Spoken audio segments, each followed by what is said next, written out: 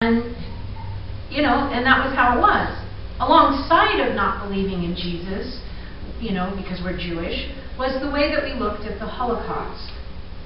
And this, too, is a very deep cultural thing in Judaism and Jewish community. And I remember when I was about 13, my parents decided to take us to Europe, my brother and I. And my mom was the planner for the trip. And I went to her and I said, Mom, could we go to Germany? I hear it's a really beautiful country. And my mom fixed me with one of her looks. And she said to me, Jews don't go to Germany. And that was the beginning and end of the conversation.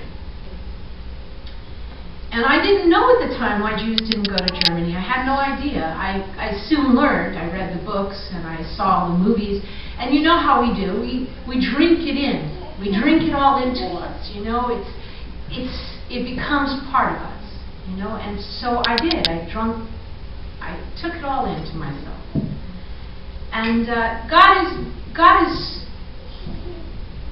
is so tender. He works on us a little at a time, and He uncovers those places that we don't even know are an issue, And I went along in my walk for quite a while, over 20 years. And then one day, a friend of mine, a Jewish believer, we were at this church that we went to on and off, and she started telling me how she was going to be ministering in Germany. And this was going to be her first time, and she was preparing to go. And as she was preparing to go, she had a dream about going to see one of the former concentration camps. And in that dream, she felt God really impressing on her that she needed to see one of these. And she relayed that to her hosts, nice, young, German, evangelical, charismatic Christians, And, young, in their 20s. And so she started to tell me that they got very upset when she said this. They were offended. They said things to her like, why do you have to do this? And when is this going to be over? And why can't this be over? And as she was telling me this, I got offended that they were offended, And I started to say to her, this is their issue. They did this. They did this. I wasn't really even delineating who they was, And I said, let me pray for you, because you're clearly going into enemy territory, And I put my hand on her and start praying for her. I was very full. Unfortunately, not full of the Ruach HaKodesh. It was really full of something else. But I started praying for her, praying all the words that come out of my mouth, And as I'm praying for her, there comes this whisper into my heart. And the second whisper is, how do you think the Germans feel about what happened in the Holocaust? And I realized I had not a clue. I couldn't imagine what the Germans felt. It's about us. It's about us. When I was bitten by the dog, and I had hardened into the persona of Scarface, I was so busy protecting myself in the ways that I thought were protection. I hurt people in the process. I didn't realize I was hurting people. There's a saying that wounded people wound people. And I had no idea that I was hurting people with the attitude that I put out because I didn't want to be hurt. And so I rejected people before they rejected me because it was the superpower I had. I could reject you much faster than you could reject me. And I think that there is a similarity, a parallel. We don't think about the people on the other side of the issue because we're the victims. And yet, there's pain and there's shame. It's so much like my father. There's a man in the monster. And that's what God was trying to get me to see, the man in the monster. And to care for the man in the monster. And not to just only see the monster. Well, I mean, I spent some time thinking this over because I thought maybe I was losing my mind. Because it was so against everything I knew. And in fact, even in the Messianic community, there is a lot of feeling about the Holocaust. And I went to Germany finally in 2007, and I went with a friend of mine, also Jewish, and she was just like freaked out at the idea of going, and I was like, please, you are like the only person God has given me to go with me. Please come with me, and we went, and we were in Bergen-Belsen, it was the first concentration camp that came to Bergen-Belsen. And Anne Frank died in Bergen-Belsen, her sister also.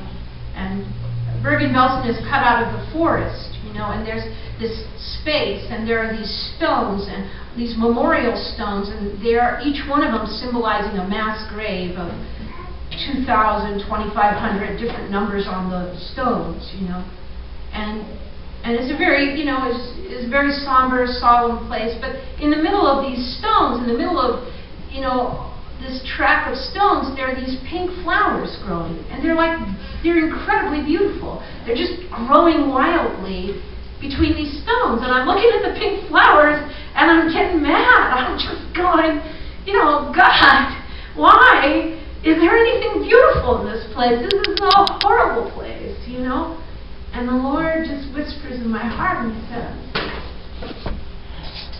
I'm a redeemer. How about you?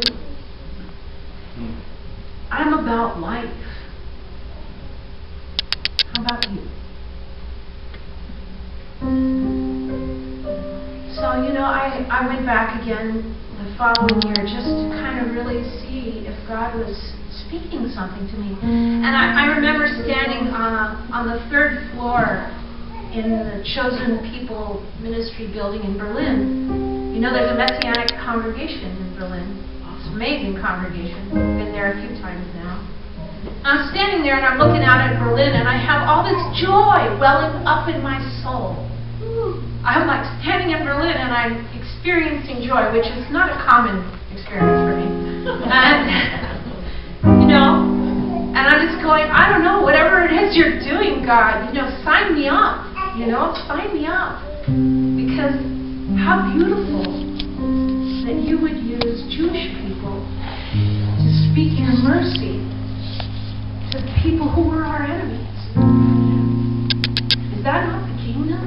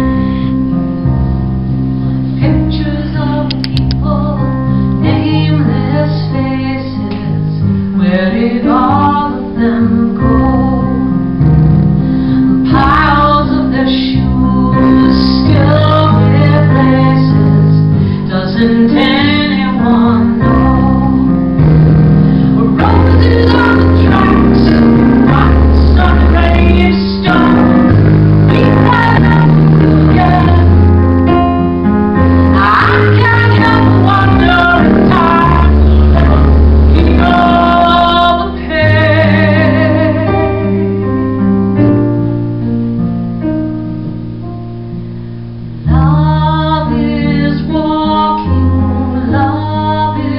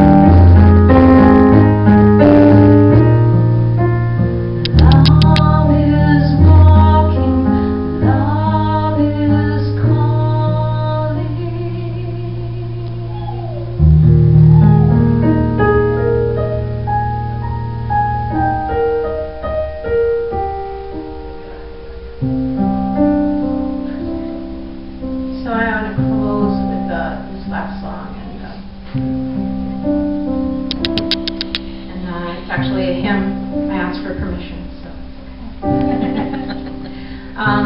But one of the things that really came up for me as we started to do the project that I call a Tour of Roses was the blood of the Lamb.